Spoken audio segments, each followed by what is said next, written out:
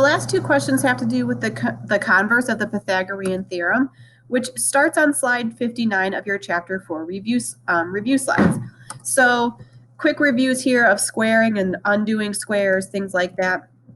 I want to get to the theory itself, which starts on 64. So if the square of the length of the longest side of a triangle is equal to the sum of the squares of the legs, then it's a right triangle. Or if we think about our if-then statements, we've had a squared plus b squared equals c squared. We're working our way backwards now. If c squared equals a squared plus b squared, then the triangle is a right triangle.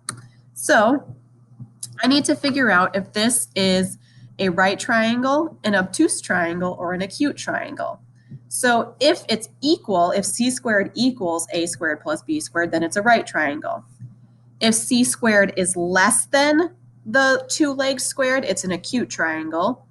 And then if c squared is greater than the a squared plus b squared, then it's an obtuse triangle. So let's look at number 34. I'm going to assume that this is the right angle here, although it's not marked. But I can also just kind of assume too that it looks like a right triangle, but I can actually solve to see if it's true. So my longest side is 10, so 10 squared equals 8 squared plus 6 squared. So now I need to solve. 10 squared is 100.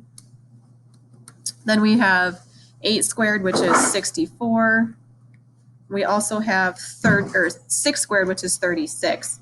So in this case, 100 equals 64 plus 36 does give me 100. Because 100 equals 100, then this is a right triangle.